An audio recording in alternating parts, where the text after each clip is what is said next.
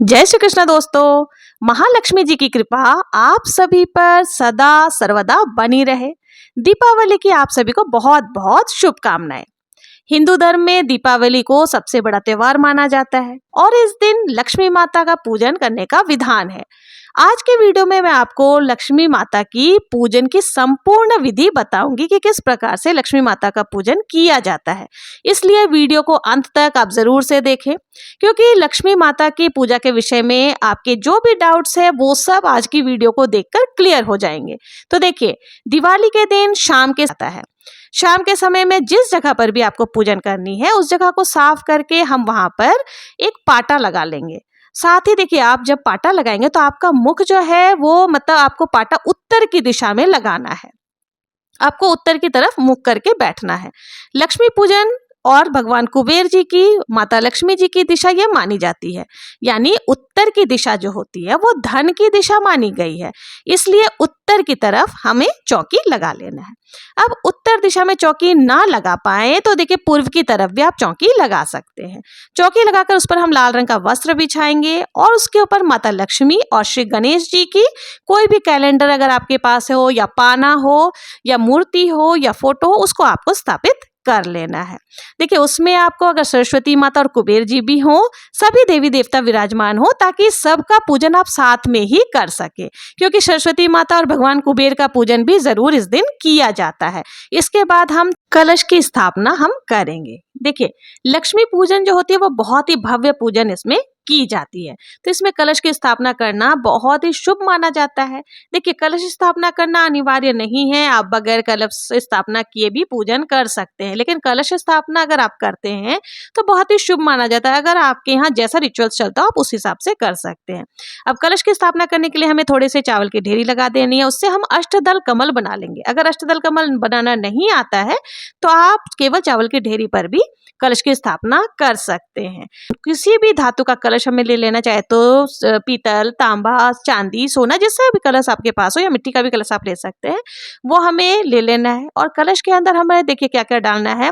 हमें हल्दी की गांठ डालनी है, लौंग डालनी है, सुपारी डालनी है, इलायची डालनी है, और चांदी का या कोई सा भी सिक्का आप डाल सकते हैं। अगर चांदी का नहीं है तो आप नॉर्मल कॉइन भी डाल सकते हो। देखिए, ये लक्ष्मी पूजन के लिए हम कलश स्थापना कर रहे हैं, तो इसमें हमें कमल गट्टा जरूर से डालना चाहिए, तो हम कमल गट्टा भी यहाँ पर डाल देंगे। अब हमें देखिए, जो कलश है, कलश के ऊपर ढकने के लिए एक पूर्ण पात्र लेना है। पूर्ण पात्र यानी कि कोई भी पात्र आप ले सकते हैं। उसके पहले हमें देखिए पंच पल्लव ले लेना है। पंच पल्लव आप चाहे तो आम के पत्ते ले सकते हैं, और या अगर आम के पत्ते ना मिले तो आप अशोका के पत्ते भी ले सकते हैं, और आम के पत्ते पर आपको तिलक जरूर से लगाना है। अब देखिए, पूर्ण पात्र वो होता है, एक पात्र आप ले लें जिसमें किसी भी अनाज से आपको उसको भर लेना है।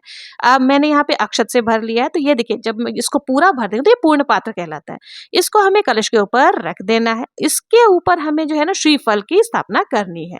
श्रीफल को कभी कोरा ना चढ़ाएं, उस पर तिलक आप जरूर से लगा लें, और उसके ऊपर आपको मौली धागा या फिर कोई भी लाल वस्त्र जरूर से लगाना चाहिए। कलश जो नारियल की स्थापना करेंगे, नारियल का मुख जो है वो जातक की तरफ होना चाहिए, यानी कि जो पूजन कर रहा है उसकी तरफ नारियल का मुख होगा।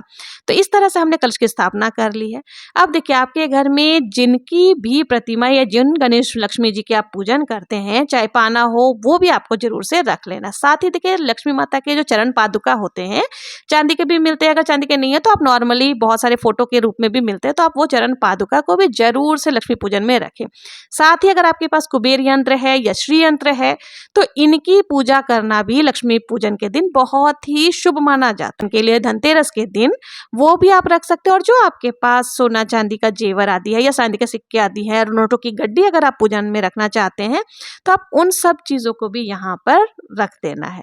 तो यहाँ मैंने नोटों की गड्डी और जो भी चांदी के सिक्के आदि है जो मैं धनतेरस पर लेकर आई थी वो भी रख दिया। और साथ ही जो धनतेरस पर आप अगर सामान कुछ लेकर के आए हैं, जैसे स्टील के बर्तन आदि, तो उनको भी आपको, जो भी आप लेकर के आए हैं उनको आपको पूजन में जरूर रखना। और इस दिन आपको देखिए, गुल्लक की पूजा करना भी बहुत ही अच्छा माना जाता है। माना जाता है कि इस दिन से आप अगर गुल्लक को भरना शुरू करते हैं तो आपके घर में लक्ष्मी माता टिकी रहती है। साथ ही लक्ष्मी पूजन में दीपकों का भी विशेष महत्व होता है, तो आप जितना ज्यादा हो सके दीपक प्रज्वलित जरूर से करें। और अब हमें थोड़ा सा चावल की ढेरी लगाकर उस पर हमें जो है ना अखंड दीप प्रज्वलित करना है। तो देखिए, माता रानी के सामने जो हम दीपक प्रज्वलित करेंगे वो घी का होगा, तो हमें पहले घी के दीपक को प्रज्वलित कर लेना है। यहाँ मैंने घी का दीपक प्रज्वलित कर लिया है। अब हमें सभी को जो है ना शुद्ध गंगा जल थोड़ा सा आपको एक लोटे में ले लेना है और सभी को हमें जो है शुद्धिकरण करनी है, यानी कि भावपूर्ण स्नान करा देना। तो यहाँ पर जल के छींटे लगा करके हम सभी को भावपूर्ण स्नान करा देंगे। अब हमें देखिए स्नान कराने के बाद जो है पूजन अपनी शुरू करनी है और पहले आह्वान करना है कि हे सभी देवताओं, लक्ष्मी माता के साथ आप लोग सभी हमारे घर में जरूर से पधारें। इस प्रकार से हमें पूजन अब शुरू करनी है। अब देखिए लक्ष्मी माता के साथ में आपको जो है विष्णु भगवान जी की भी पूजन जरूर से करनी चाहिए, क्योंकि जहाँ जहाँ पति देव जाएंगे पत्नी स्वयं ही खींची चली जाती है। तो भगवान विष्णु की अगर आपके पास कोई प्रतिमा नहीं है तो आप एक सुपारी स्वरूप में भी विष्णु भगवान की पूजन कर सकते हैं। अब यहाँ हम सभी को चंदन, हल्दी और रोली से तिलक लगा देंगे। तो यहाँ मैं सभी जितने भी फोटो में विद्यमान देवी देवता है सबको हमें रोली और चंदन से तिलक लगा देना है, रोली कुमकुम से तिलक लगा देना है। आपने जो कलश की स्थापना की है उसमें भी हमें तिलक लगाना है। जो भी आपने चरण पादुका रखा है, श्री यंत्र रखा है, कुबेर यंत्र रखा है, जो भी सिक्के आदि नोट आदि रखे हैं सब पर हमें जो है तिलक जरूर से लगाना है रोली कुमकुम से। तो यहाँ मैंने सब पर तिलक लगा दिया है। अब हमें देखिए थोड़ा सा अक्षत हाथ में लेकर के अक्षत भी जरूर समर्पित करना चाहिए। अक्षत यानी कि टूटे हुए चावल नहीं होने चाहिए, पूरा पूर्ण चावल होने चाहिए। अब हम सभी को वस्त्र समर्पित करेंगे। तो देखिए वस्त्र स्वरूप आप कलावा भी समर्पित कर सकती हैं। तो जितने भी यहाँ पर हमने कलश रखा है या फिर जो भी है वो सब पर हमें जो है वस्त्र समर्पित करनी है और साथ ही हमें गणेश जी को और विष्णु भगवान जी को जनेऊ समर्पित करनी है। तो यहाँ पे हमने गणेश जी और विष्णु भगवान को जनेऊ समर्पित कर दिया है। अब हमें पुष्प समर्पित करनी है। तो जो भी पुष्प आपको मिल जाए वो पुष्प आप समर्पित कर सकते हैं। और देखिए लक्ष्मी माता को कमल का फूल अति प्रिय है। अगर कमल का फूल आपको मिल जाता है तो आप वो जरूर से उनको समर्पित करें। और कमल का फूल कभी भी कली नहीं चढ़ानी चाहिए, कमल के फूल को खोल करके ही आपको चढ़ाने चाहिए। तो इस प्रकार से हम सभी को पुष्प भी समर्पित कर देंगे। अब देखिए दिवाली की रात को अखंड दीपक जलाई जाती है। कुछ लोग दीपक घी का जलाते हैं, कुछ लोग सरसों के तेल का जलाते हैं। तो थोड़े से चावल का आसन दे करके हमें एक बड़ा दीपक लेना है। अब देखिए घी का दीपक हमने पहले ही प्रज्वलित कर लिया था। अब हमें तेल का यानी कि सरसों तेल का दीपक जलाना है और यह दीपक जो है पूरी रात जलनी चाहिए। और दीपक जलाने के बाद देखिए लक्ष्मी माता के सामने हमें संकल्प करना है कि हे लक्ष्मी माता, आज मैं अपने घर में आपका पूजन कर रही हूँ या कर रहा हूँ। आप मेरी पूजा को स्वीकार करें और मेरे घर में वास करें। घर में अन्न धन की बरकत बनी रहे और भगवान विष्णु सहित मेरे घर में आप लोग वास करें। ऐसा संकल्प करने के बाद हमें पूजन शुरू कर देनी है। तो अब देखिए हमें क्या करना है, सप्तधान समर्पित करना है।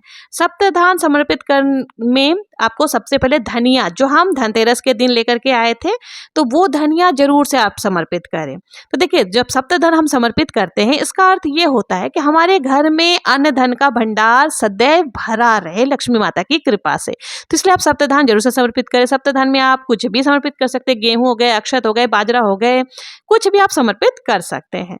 अब हमें देखिए यहाँ पे भोग समर्पित करना है। तो भोग में जो भी आपने पुए पूड़ी पकवान आदि बनाए हैं, जो भी मीठा हलवा खीर आदि बनाया, वो जरूर से आपको समर्पित करना है। और देखिए इसमें खीर और बताशे का विशेष महत्व होता है और लड्डुओं का, गणेश जी को सबसे प्रिय लड्डू होते हैं, तो आप लड्डुओं का भोग जरूर से लगाए। जितना हो सके उतना आप लगा सकते हैं, लेकिन 11-11 लड्डू लगाए, बहुत ही शुभ होता है।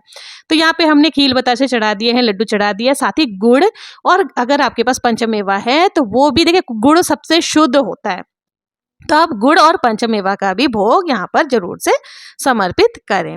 इन सब के साथ ही देखिए अगर आपने दाने वाले लड्डू है तो वो भी आप समर्पित कर सकते हैं। भगवान जी के प्रिय जो भी है वो सारी चीजें आपको समर्पित कर देना। पेड़ा हो गए और जो भी मिठाई आदि आप लेकर के आए हैं वो आप समर्पित कर सकते हैं। इन सब के साथ देखिए ऋतु फल आपको जरूर से समर्पित करना है।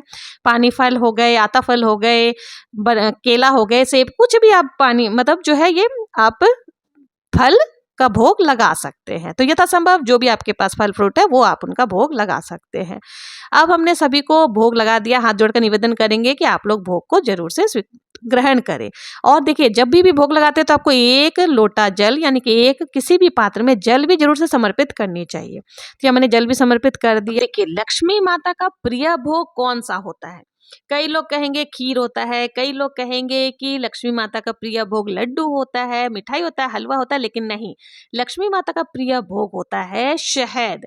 आपको क्या करना है, पान का पत्ता ले लेना है, पान के पत्ते के ऊपर बताशा रख लेनी है, सुपारी रख लेनी है, लौंग और इलायची रख लेनी, और साथ ही थोड़ा सा शहद का भोग आप लगाते हो तो आपकी जो भी विशेष मनोकामनाएं होती हैं बहुत ही शीघ्र पूरी हो जाती है। तो आप दीपावली के दिन कुछ लक्ष्मी माता को भोग लगाएं ना लगाएं, लेकिन पान के पत्ते पर थोड़ा सा शहद जरूर से डाल करके भोग लगाएं। आप देखिएगा कैसे आपकी जो मनोकामना है बहुत ही जल्दी पूरी हो जाती है। तो यहाँ मैंने लक्ष्मी माता को पान के पत्ते के ऊपर बताशा, लौंग, इलायची और थोड़ा सा शहद डाल करके समर्पित कर दिया है। अब देखिए, अगर आपने व्रत रखा है, इसके साथ ही हमें क्या करना है कि लक्ष्मी माता के जो भी पसंद की चीजें होती हैं वो जरूर से समर्पित करनी होती है। तो जैसे देखिए, कौड़ी हो गए, गोमती चक्र हो गए, और उसके बाद कमल गट्टा हो गए, हल्दी की गांठ हो गई, सुपारी हो गई, लौंग, इलायची, धनिया, ये सारी चीजें भी आपको जरूर से लक्ष्मी माता को समर्पित करनी है। और देखिए, इसके साथ ही इस दिन सरसों, जो पीली सरसों होती है, वो भी आप जरूर से समर्पित करें, क्योंकि इन सब को हमें क्या करना है, बाद में धन वर्षा पोटली बनानी है, उसके अंदर हमें ये सारी चीजों का पूजन करने के बाद डालना है। और धन वर्षा पोटली बनाना दिवाली के दिन बहुत ही शुभ माना जाता है, इससे आपके घर में बरकत बढ़ती जाती है।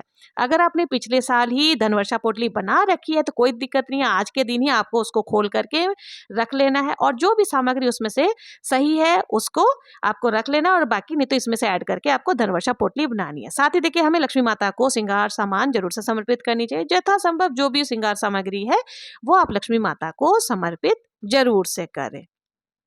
अब देखिए, अगर आपने व्रत किया है तो हमें कथा जरूर से सुननी चाहिए। तो आप चाहे तो कथा देखिए, खील जो हमने लिए थे उसको लेकर भी सुन सकते हैं, तो अक्षत और पुष्प लेकर के भी आप कथा सुन सकते हैं। बहुत ही प्रेम पूर्वक आपको लक्ष्मी माता की कथा सुन लेनी है। कथा सुनने के बाद जो हमने पुष्प लिया था उसको, और देखिए कथा का वीडियो आपको मेरे चैनल पर मिल जाएगा। अगर मैं यहाँ पर कथा सुनाऊंगी तो कथा काफी, ये जो वीडियो है काफी लंबी हो जाएगी, तो इसलिए आप मेरे वीडियो में जाकर के कथा सुन सकते हैं। फिर जो हमने अक्षत लिया था उसको हमें लक्ष्मी माता को समर्पित कर देनी है, पुष्प को भी हमें लक्ष्मी माता को समर्पित कर देनी है। अब हमें और भी दीपक कम से कम 5, 7, 11 दीपक आपको प्रज्वलित कर लेनी है, और हमें कपूर जला करके या घी के दीपक से ही आरती करनी है। तो देखिए, कईयों के घर में लक्ष्मी माता की आरती नहीं की जाती है, तो अगर आपके यहाँ आरती नहीं की जाती है तो आप आरती को स्किप कर दें, आप सिर्फ हाथ जोड़ लीजिएगा। हमारे यहाँ पर आरती की जाती है, तो इसलिए हम आरती जरूर करते हैं। बहुत ही प्रेम पूर्वक आरती करने के बाद देखिए, हमें गणेश जी की आरती भी करनी है, और भगवान विष्णु सहित सभी को अपने घर में वास करने के लिए प्रार्थना करनी है, और हाथ जोड़ करके पूजा में रही कमियों के लिए क्षमा याचना कर लेनी है। इस तरह से प्रार्थना करने के बाद फिर हमें लक्ष्मी माता पर धान की वर्षा करनी है। जो हमने खीले चढ़ाई थी उनकी वर्षा करनी चाहिए, क्योंकि जो खीले होते हैं वो धन का स्वरूप माने जाते हैं, और माता लक्ष्मी को धन अति प्रिय होता है। तो घर में जितने भी सदस्य, सभी के हाथों से आप खीले जरूर से लक्ष्मी माता के ऊपर डलवाएं, और इस तरह से खील की बारिश करें। तो इस प्रकार से जो है धन की वर्षा शुरू हो जाएगी। अब देखिए, जो हमने धन वर्षा पोटली के लिए सामग्री रखी थी उनको इसी प्रकार से रहने देना है। दूसरे दिन जो है सुबह के समय हमें ये पोटली में सारी सामग्री को डालनी होती है। तो अभी की पूजा जो है हमारी आरती के बाद पूर्ण हो जाएगी। तो सभी सामग्री को आपको इसी प्रकार से रहने देना है। अब देखिए, कई लोग जो हैं, जो दीपक हमने अखंड जलाया है उसमें काजल बनाते हैं। अगर आपके यहाँ भी काजल बनाया जाता है तो आप एक चम्मच में उल्टा करके इस प्रकार से रख लेंगे तो आपका काजल तैयार हो जाएगा। फिर इसी दिए की चिकनाई लेकर हम ये काजल सबकी आंखों में लगा देते हैं। ये काजल को बहुत ही शुभ माना जाता है, ये काजल लगाना बहुत ही शुभ माना जाता है। दिवाली के दिन सभी लोग ये काजल लगाते हैं। अगर आपके यहाँ पर भी ये काजल लगाया जाता है या बनाया जाता है तो आप जरूर से बना करके अपने पूरे परिवार को लगाएं। तो फिर आप देखिए, अगर आपके यहाँ काजल नहीं लगाया जाता तो आप इस पार्ट को स्किप कर सकते हैं। बाकी बच्चों की आंखों में तो काजल जरूर से आपको लगाना चाहिए, बहुत ही अच्छा रहता है। रात को सोने से पहले आपको ये काजल लगा लेना होता है। अब इसके साथ ही देखिए, दिवाली पर झाड़ू का भी पूजन किया जाता है। तो झाड़ू का पूजन जो है वो दिन के समय ही, सूर्यास्त होने से पहले ही हमें कर लेना होता है, ज्यादा शुभ रहता है। तो आप झाड़ू की पूजन जो है सूर्यास्त होने से पहले ही पूजन कर सकते हैं। अगर आप किसी कारणवश झाड़ू की पूजा करना भूल गए हैं तो आप रात को भी पूजन कर सकते हैं। तो आप एक साइड में झाड़ू को भी रख करके वहां पर आप उनको तिलक वगैरह लगा करके और उसमें कलावा बांध करके धूप दीप दिखाकर पूजन कर सकते हैं। अब देखिए, जो दूसरे दिन है ना, हमें धन वर्षा पोटली जो है है वो दूसरे दिन बनानी है। तो आपको क्या करना है, दूसरे दिन सुबह आप सुबह जल्दी ब्रह्म मुहूर्त में उठ जाएं तो बहुत ही अच्छा है। उस समय उठ करके आपको जो है ये धन पहले लक्ष्मी माता की आरती वगैरह जो भी है पूजन जिस प्रकार से आप दैनिक पूजन करते हैं उस प्रकार से आपको पूजन कर लेना है। पूजा करने के बाद आपको जो है ये धनवर्षा पोटली बनानी होती है। देखिए लक्ष्मी माता का पूजन बहुत भव्य पूजन होता है। जितना भव्य आप पूजन करते हैं लक्ष्मी माता की उतनी ही कृपा आपको प्राप्त होती है। तो बहुत ही दिल से और बहुत प्रेम पूर्वक हमें लक्ष्मी माता का पूजन आराधना करना चाहिए। देखिए दोस्तों, लक्ष्मी जी की पूजन की ये बहुत ही सरल विधि है और बहुत ही मतलब आसान विधि मैंने बताई है और ये संपूर्ण विधि है। तो आप इस प्रकार से करें। अब धनवर्षा पोटली किस प्रकार से बनानी है इसका वीडियो ऑलरेडी चैनल पर है, आप वहां से देख सकते हैं। नहीं तो मैं यहाँ पर बहुत ही सिंपल वे में आपको बता दे रही हूँ धनवर्षा पोटली हमें किस प्रकार से बनानी है। ठीक है, सुबह जब आप ब्रह्म मुहूर्त में उठ करके जिस तरह से पूजन करते हैं उस तरह से आपको पूजन कर लेनी है।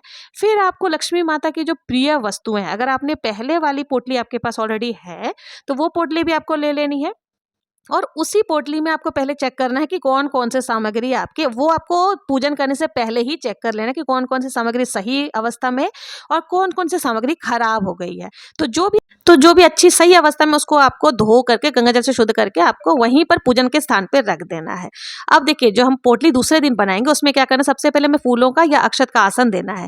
तो आप चाहे तो अक्षत को देखिए पीला आपको जरूर से केसर से हल्दी से रंग लेना है। फिर हमें कोई भी सिक्का लेना है, चांदी का सिक्का हो तो बहुत अच्छा, उसमें लक्ष्मी माता बैठी हुई अवस्था में होनी चाहिए तो आपको वो डाल देना है। साथ ही लक्ष्मी माता की प्रिय वस्तु जैसे कौड़ी हो गए, पीली कौड़ी मिल जाए तो बहुत ही अच्छा है, पीली कौड़ी, लेकिन संख्या जो होगी वो 5 की संख्या में होगी। साथ ही आपको सुपारी डाल लेना है, गोमती चक्र डाल लेना है, कमल गट्टा आप जरूर से डालेंगे।